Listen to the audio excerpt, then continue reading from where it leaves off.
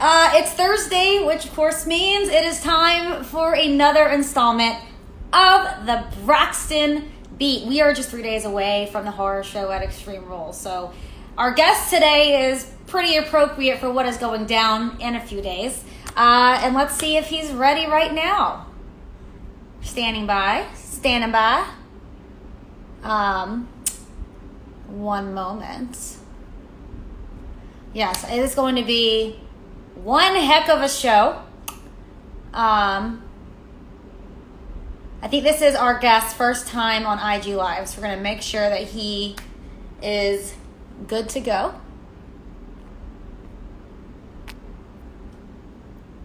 Oh, nope. I accidentally added someone else. No. That's what I should do one week, is just like, kind of like roulette and just pick a random person on here, right?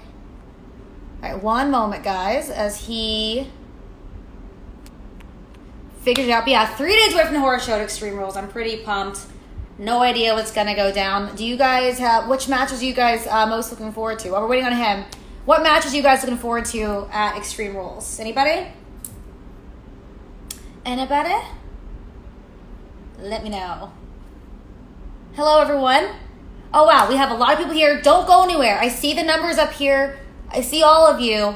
You're not going to want to go anywhere because our guest is about to join us. And I see him now. Everyone, please give it up for your WWE champion. Great Scott, it's Drew McIntyre. Hello. Does this work? Hi. Okay, I think I've got it working. Can you hear me? I can hear you. Can you hear me? I can indeed. Figuring out this Instagram Live thing. I know. It's like, is this your first IG Live? Call me. It is my second one ever, but it was set up for me. This is the first time setting it up myself, so I'm learning to be at one with the technology. I'm proud of you, and I'm really honored. And I will say, this has been a lot smoother than some of my previous guests. It's growing pains, this technology thing, so. Well, this is the time to be learning about it. You know, whoever created Zoom, congratulations. You've made a fortune during this time. I'm now a master of it. It's true. Zoom is incredible. Well, Drew, really appreciate you joining me on the Braxton Beat. Just 3 days away from your title defense at the horror show at Extreme Rules. Also want to say congratulations on just surpassing 100 days as champion. Thank you very much. I got it right here. It always stays by my side. I would wear it all the time, but my wife gets annoyed when I try to wear it to the store. Do you sleep with it? Is it in the bed? Yeah, I tried to bring it in there a few times, but it doesn't fly. So how does it feel 100 days in? It was crazy. I can't believe 100 days has passed so quick. You know, we've just barely scratched the surface of where I want to take this thing as champion. And I always hear people say, like, oh, top of the mountain, the only way to go is down. I said, not in Drew McIntyre's world. In my world, you build another top, and then you build another top, and you build another top. And you create, you know, new places to go. There's no such thing as being at the top of the mountain. There's a new mountain to climb every time, no matter where you're at. That's a really good attitude to have. Never complacent, always looking for more, and always working to get it. No, I once said I am the bloody mountain. You are the bloody mountain. Well, listen, again, we're 3 days away from the horror show Extreme Rules. And this past Monday night on the VIP lounge with MVP, you decked Dolph Ziggler. I'm assuming it's safe to say at this point you're completely fed up with his antics. Yeah, I mean, it started off with, okay, Dolph and I have had history together. He did bring me back to WWE, and he's not been on the best run as of late. So I thought, as a friend, I'll allow him to pick the stipulation.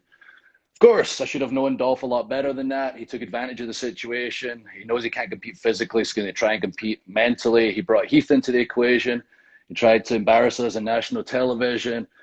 So, you know, things have changed. I don't feel sorry for him anymore. I feel the exact opposite of sorry. I'm going into this match to hurt him. So he better get creative with this stipulation, because the horror show is an appropriate title. I'm going to mess him up.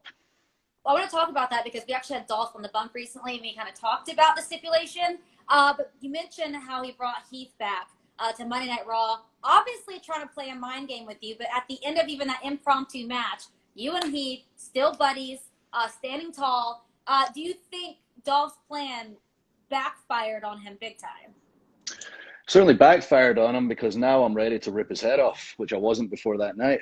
I was just hoping to beat him and, overcome a stipulation and prove why I'm going to be one of the greatest champions of all time. But now, he looked for a weakness. He went to Heath. I did speak to Heath, but I wasn't, in constant contact. I didn't give him the title shot I promised. Dolph manipulated the situation, got in Heath's head, got him when he was head down, brought him on national television, created a difficult situation in front of the world.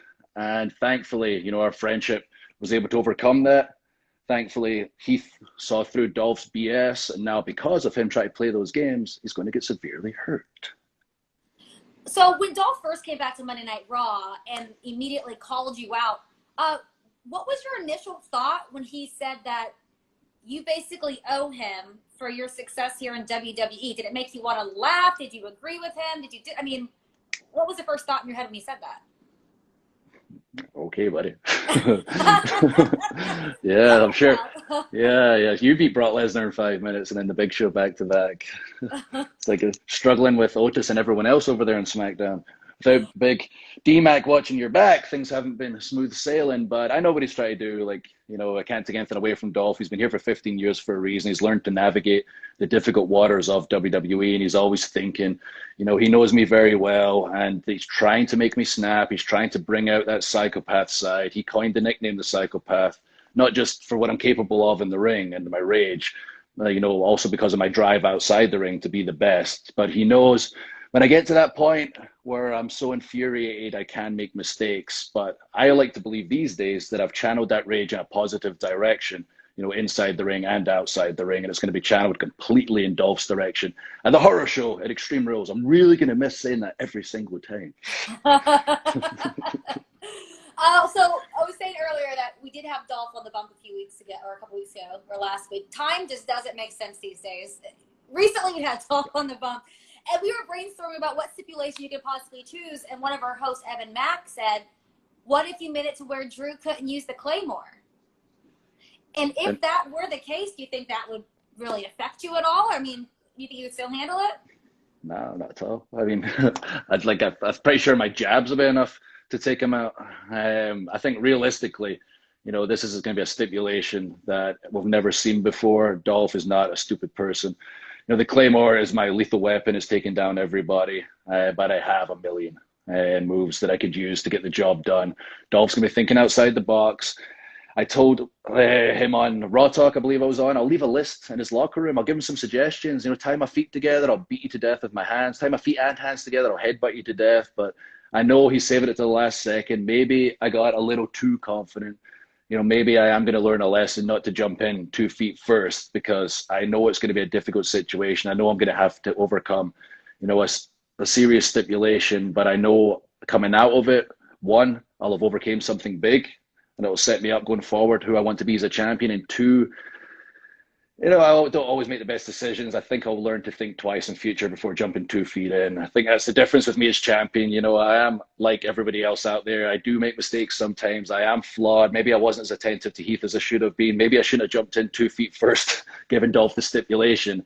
But I live and I learn like everybody in this earth. I'm not Superman. I'm not bulletproof. I do make mistakes, but I learn from my mistakes. So this Sunday is not going to be a mistake. I am going to overcome, and I'm going to keep going forward. I'm going to be a champion for the next 10 years.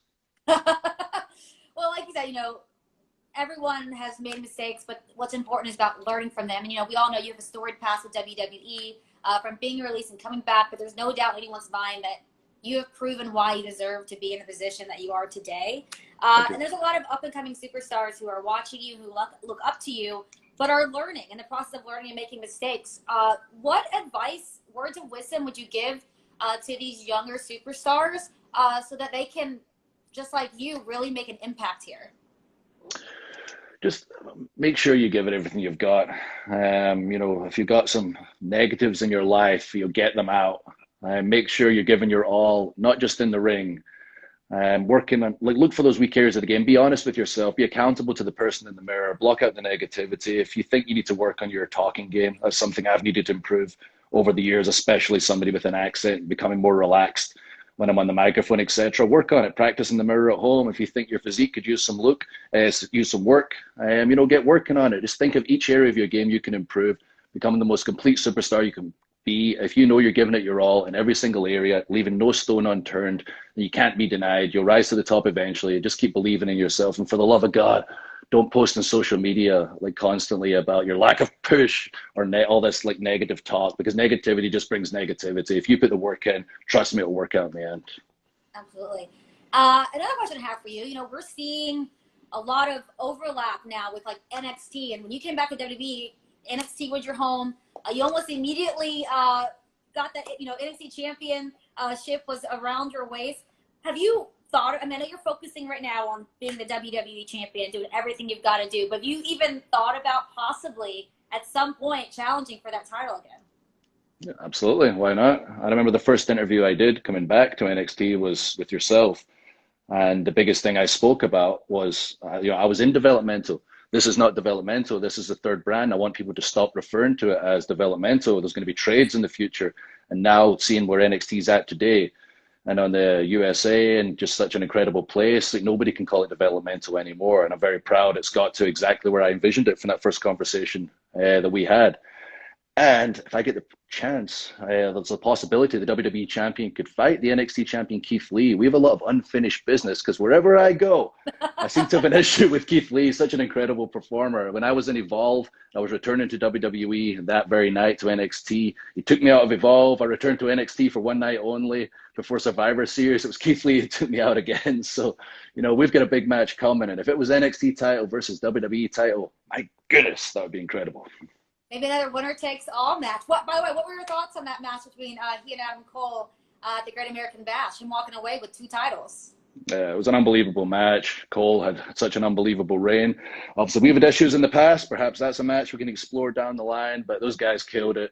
They're both great representatives for the NXT brand and WWE overall, and hopefully we can cross paths in the future. Awesome. Look, I know right now you're focusing again 3 days away from the horror show at Extreme Rules. Yeah, enjoy saying it. Enjoy saying it. We won't get to say it much longer. The horror show, Extreme Rules. The horror show.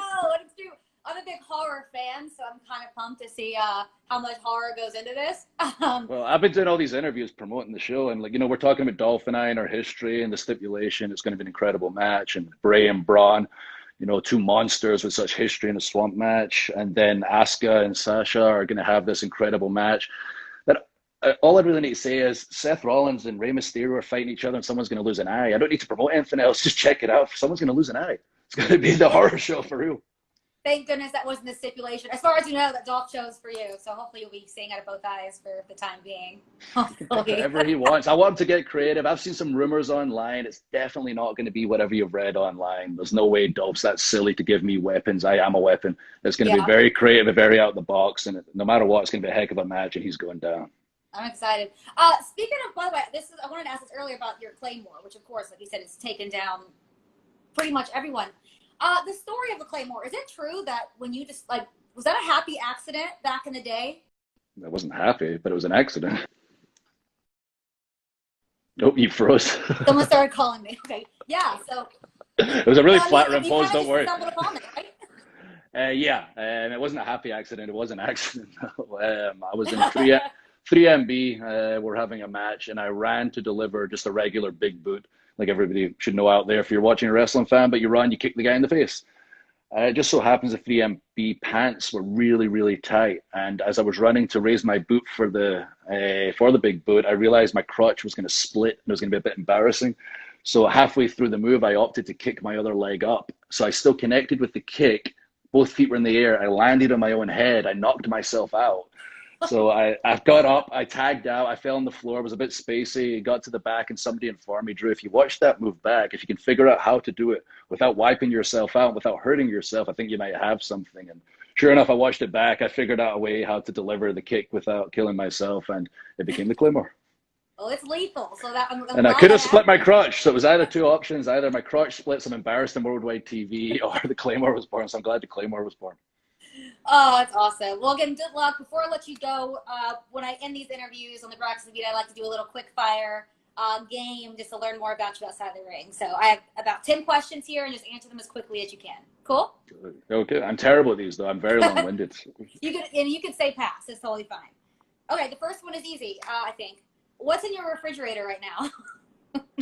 Lots of food. Lots and lots of food. Lots of food. Um, if I know you probably don't have cheat meals often, but is there a certain cheat meal that you typically go to? I have a cheat meal every day, pretty Oh, you much. It's do? like, yeah, I mean, I have a very high metabolism. I'm not trying to be Mr. Olympia. I'm like big, I'm hairy, I'm burly, I'm Scottish. So I have to keep those calories extremely high. So I do have one a day I'll have with the wife. What's your favorite? Burgers and pizza are on the same kind of level. Yes, same. Um, what is like you think the stupidest dare that you've ever accepted? Oh man, I'm sure there's a million. When I'm on the spot like this, I can't think of anything. But I've been in WWE like basically since I was 21, 22. So there's a So lot of there's vengeance. stupid things. Probably can't say most of them. Do you have any like weird quirks that maybe your wife has pointed out about you? Hmm. Yeah. I'm trying to think of anything specific. Bit of a perfectionist, like overly so. Like if I was a perfectionist, I'm probably beyond that. Obsess over every little thing I probably shouldn't obsess over. Oh, that's good. That's not a bad thing. Uh, in 3 words, how would you describe teenager Drew? Uh, Awkward yet confident. um, if I could do it in 3 words, but big dreams. Okay, no, I that's good. Um, who's your all-time favorite wrestler? I got a few that I really admire, but all-time favorite was Bret the Hitman Hart. Love it. Who plays you in the story of your life? It was me in the story of my life. My goodness, my goodness. I need someone incredibly versatile because I've played some interesting characters in wrestling. I've been through some interesting stages in life. So he's a lot older than me, but he's still the man, isn't he? Brad Pitt. Can he play me? Right, you know. I was Yeah, I thinking mean like we're probably Keanu. 20 years older. Oh, Keanu Reeves. That's a He'd great be one too. great. Yeah. Oh man, that's great. I mean they're both like 20 years older than me, but that's fine. They're That's they're fine. cool. Exactly. Look at the Yeah. story of your life. Yeah. And Johnny Depp as well. Pretty Oh. much everyone considers like the most handsome guys in the world, they can play me. um. Okay, so maybe it was when you discovered the Claymore, but the worst thing that happened to you, or the most embarrassing that happened to you in a match that maybe fans didn't catch. Yeah, I mean, that was not so much embarrassing as hurt, but goodness, like when I'm on the spotlight this there, I know there's so many It's things that so have happened like in matches. There was one particular, I guess, like when myself, Dolph, and Braun were a team and we're feuding with the Shield. We were in a match in I don't remember what country it was, somewhere on tour, and the Shield have a move where they each take a leg and they would do the wishbone leg splitter on their opponent. So Dolph and I got in there, we looked at each other confidently, looked at the Shield, and we were going to rib them and do their move to one of the Shield members. And Roman would sometimes flick up the leg with his foot and catch it, just real cool, real smooth. And I went to flick up the foot with the leg with my foot, and I flicked it up. It was all awkward. I missed the leg when it came up. I'm supposed to be this big bad guy who just like it's like a Terminator. Everything's so precise, and I missed it. And he's standing there smiling at me. And afterwards, he made the comment I'll never forget. It sums me up kind of perfectly in real life. He's like, "Man, you're the most uncool cool guy in the world." No, that's what makes you cool. It was when I was ring announcing. I mean, it was when you and I were at NXT together, but I was getting into the NXT ring to ring announce, and I fell through the steps, and then I ripped my dress all the way down the back. So at least that didn't happen to you, right? No, I did. I just like when we start talking about things, I'll remember things. Like I was in NXT one time. There's a million things. It's just you can never remember on the spot. But in NXT one time, I was a good guy in NXT, and you're in a tag match. Obviously, like a good guy versus bad guy. Usually, the partner of the good guy is down. He's getting beat up. You're looking for that moment where you get the other good guy in, who'll just start cleaning house on the comeback. Now, I was the big guy on the apron. My partner was getting beat up for 20 minutes. It was almost time. There was a double down. The crowd started rumbling. I started racing up and down the apron, stomping the steps. They were at a fever pitch. I started spinning around the ropes for some reason to fire myself up, and I slipped off the apron halfway through. So the crowd were at their fever pitch, and then they started laughing halfway through, and I might have killed the comeback after all my partner and opponent's work. That's what makes it fun, though. Okay. Oh, As yeah. long as Everybody's in on it these days as well, so it was good. It was a good moment. last but not least, again, you are a WWE champion, over 100 days and hopefully 100 plus more. What is the best thing, in your opinion, about being a WWE superstar? I mean, aside lifelong dream, aside, all the places we get to visit when there's not a pandemic going on, my favorite thing is the things that are like real. When you get to meet the fans and they find out they're just like us, and they find out we're just like them, and we love this so much, and having real conversations, and when we get the opportunity to speak to kids and see what a difference that makes to them. This Sunday, I think Make a Wish have got something set up, kind of special and outside the box for the kids, and that kind of stuff is the real stuff that blows me away more than anything, that I get to be part of that and get to touch people's lives. Aw. And that's why you're a WWE champion and deserve to be on that spot. Drew, But thank you're you. incredible. Good luck. Not saying you need the luck, but I'm going to send you luck anyway for this Sunday. The horror show at The Extreme horror Rules. show Extreme Rules, let's get it out. We won't get to say it ever again. Looking forward to seeing what stipulation Doll comes up with, but I have no doubt that you'll be able to overcome it and still walk out still WWE champion. So Thank you. I appreciate that. Thanks for having me on the Braxton Beat. And I'm sure I'll yes. see you down the line on the bump, probably, since I've been on it 50 times. I need to be on 51. Oh, yeah. 100%. All right, Drew. Thank you so much. I'll talk to you soon. Take care, Cal. Thank you. Take care, everyone. I don't know how to get out now.